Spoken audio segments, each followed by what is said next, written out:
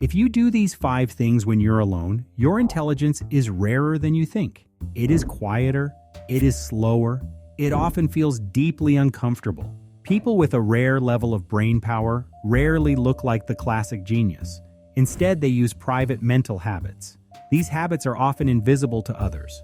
To an untrained eye, they look like hesitation. They might look like emotional detachment or unnecessary struggle. But what looks like a flaw is actually a highly advanced mental tool.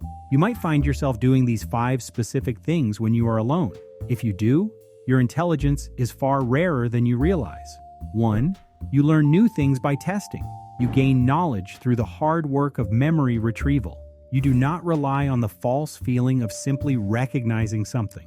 Most people try to learn by reading a book or highlighting text. They look at the material until it feels familiar. They mistake that warm feeling of familiarity for true mastery. A deeply analytical mind knows this familiarity is a trap. True knowledge is something you must actively pull out of your memory. You use a method called retrieval practice. When you want to understand a complex system, you close the book. You force your brain to rebuild the concept from scratch. This process is very frustrating and clumsy, but you lean into that mental struggle. This lonely habit uses the core rules of human memory. Experiments show that forcing yourself to remember things creates deep learning. It works much better than just making fancy study maps. Testing yourself repeatedly improves your long-term memory. Just reading the material over and over has almost no real effect. You might leave big gaps of time between your memory tests. You let yourself almost forget the facts before trying to remember them. Studies show that adding more time between tests heavily improves long-term memory. Your learning style might look very slow to others. It is full of frustrating struggles and long delays.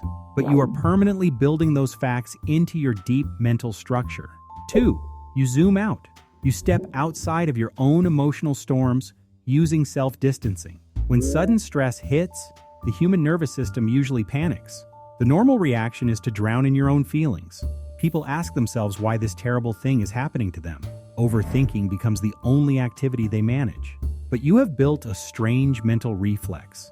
When emotional pain gets loud, you naturally zoom out. You look at your own suffering from a distance. It is like watching yourself as a character in a movie. You might use your own name in your head. You ask why he or she is feeling this way right now. This is a highly useful skill called spontaneous self-distancing. You create space between yourself and your feelings. This stops your emotional reactions from taking over your brain. Distancing yourself like this lowers intense emotional reactions. It stops people from getting stuck in endless loops of negative thoughts. Stepping back helps you reflect in a healthy way. Studies show it lowers your heart rate during stressful moments. It physically calms your body down. Looking from a distance helps you rethink the whole situation. This leads to much better problem-solving behavior in the real world. You are not running away from your intense feelings. You're just taking a few steps back from the fire. You do this to figure out how to put it out. 3.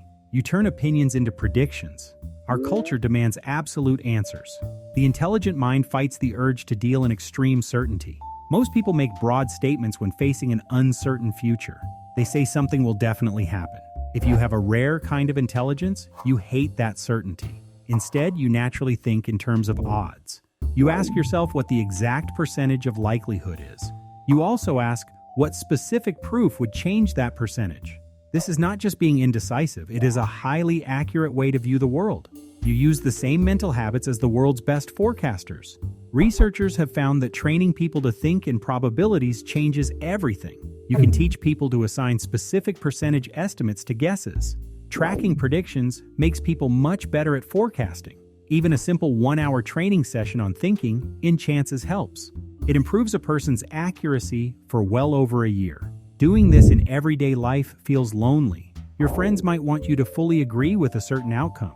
You might reply that you are only 70% sure. They usually just stare at you. People mistake your careful thinking for a lack of confidence.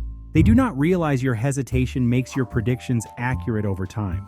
You have trained your mind to live comfortably in the gray area of fractions. 4.